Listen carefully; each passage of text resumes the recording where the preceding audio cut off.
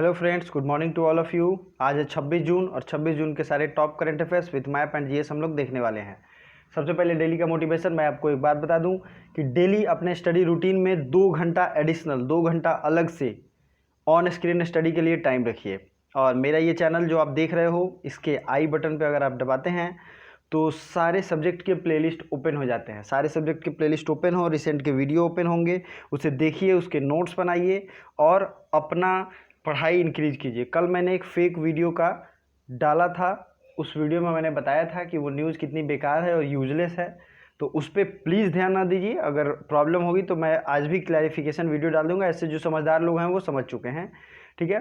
और daily quiz के लिए ये टेलीग्राम ज्वाइन कर सकते हैं, पीडीएफ भी यहाँ मिल जाएगा। सबसे पहला आज का क्वेश्चन है, इंदिरा रसोई योजना, इंदिरा रसोई स्कीम बाय विच स्टेट। ये इंदिरा रसोई योजना है क्या, इसे फिर से शुरू किया गया है और ये है स्टेट राजस्थान।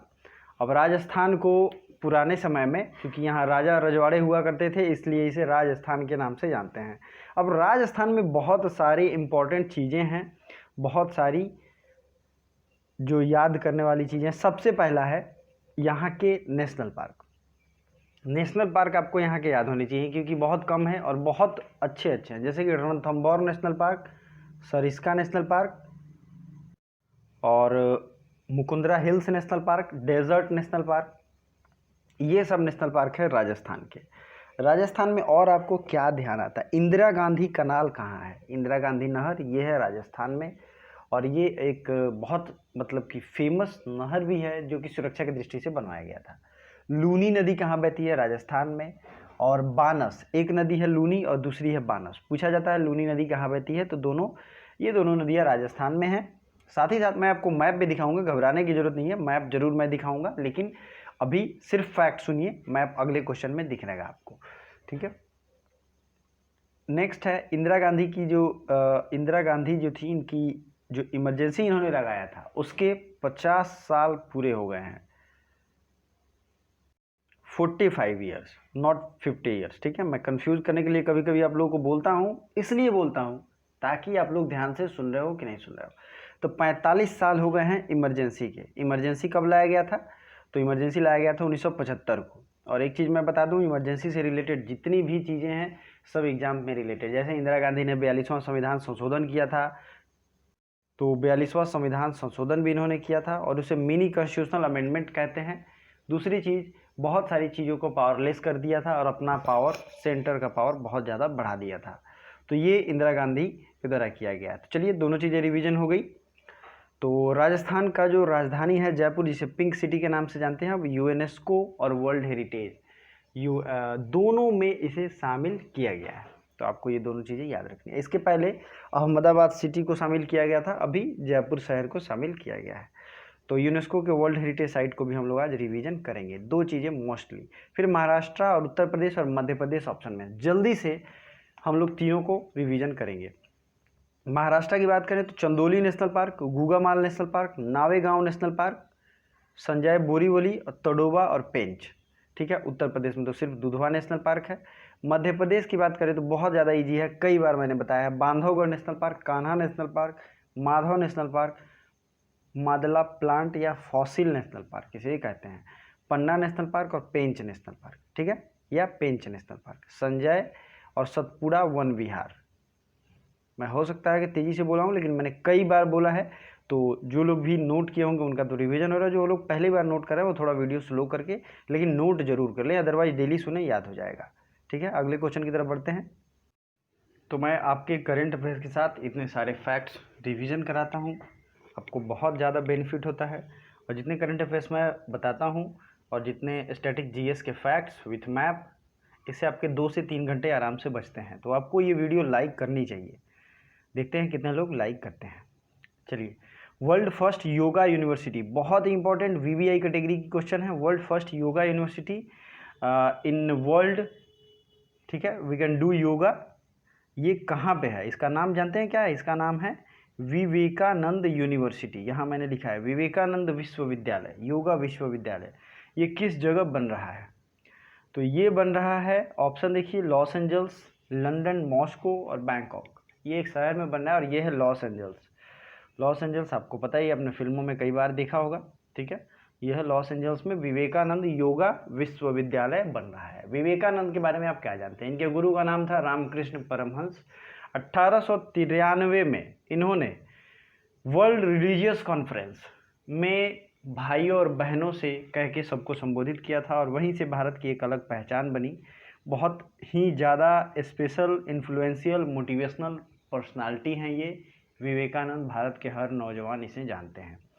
नेक्स्ट है 1897 में इन्होंने रामकृष्ण मिशन की स्थापना की थी और इनका फेमस कोटेशन आपको याद होगा, उठो जागो और तब तक चलो जब तक लक्ष्य मिल ना जाए। तो प्लीज़ इस चीज़ पे आप कायम रहिए और ध्यान देते रहिए, ठीक है।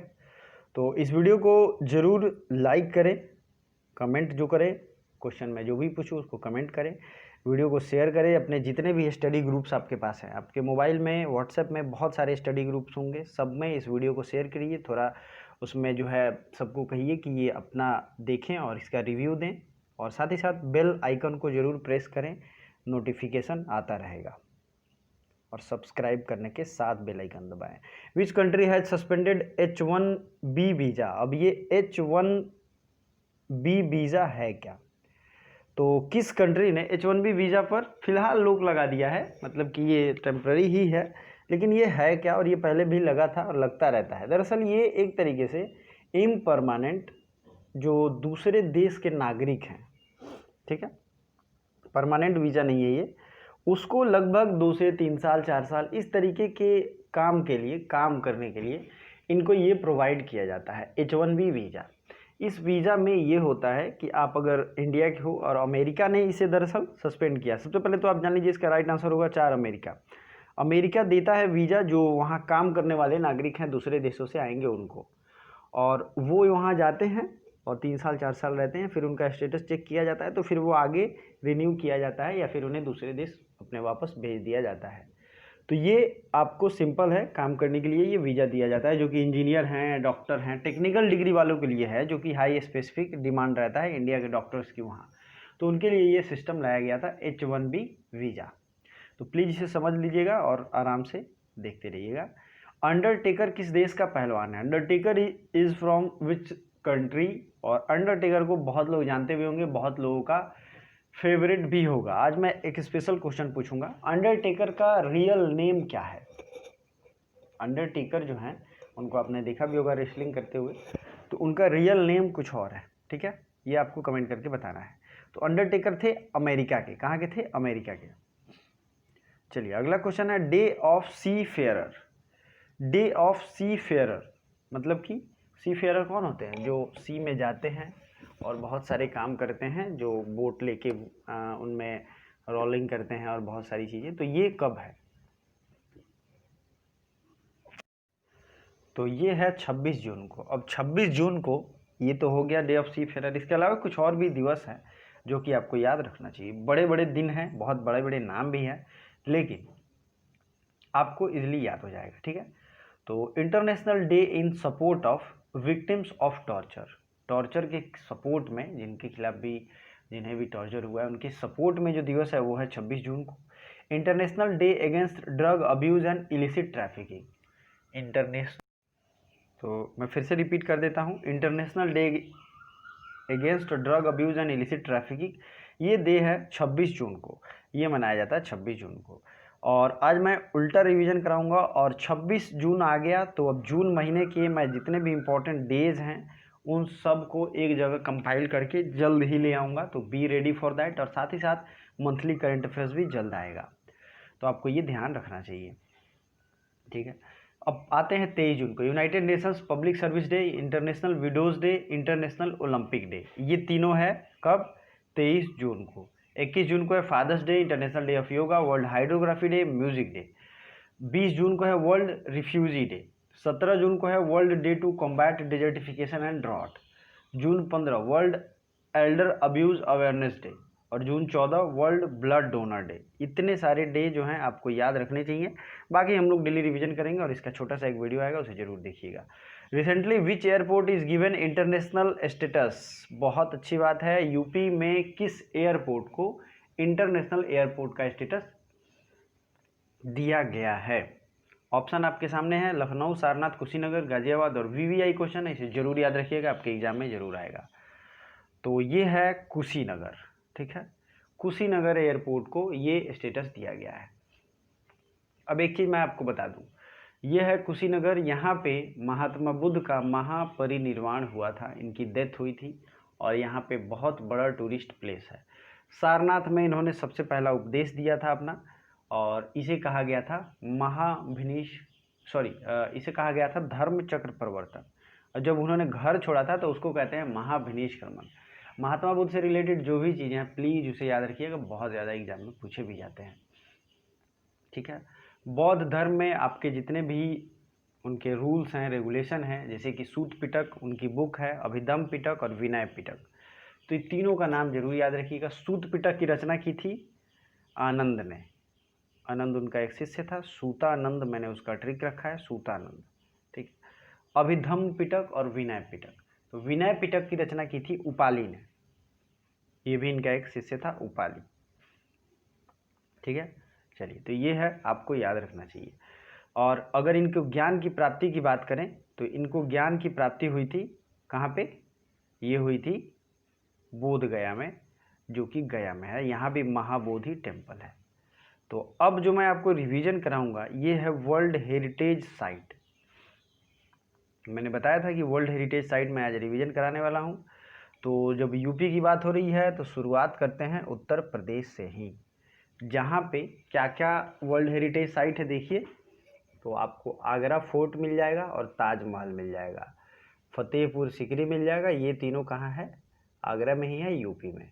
फिर आते हैं, अगर हम बात करें दिल्ली में तो Qutub complex, Humayun tomb, red fort complex, ये है दिल्ली में, वर्ल्ड हेरिटेज साइट है, यूनेस्को का वर्ल्ड हेरिटेज साइट, और ये बहुत ज़्यादा बार पूछा गया है, ठीक है दोस्तों।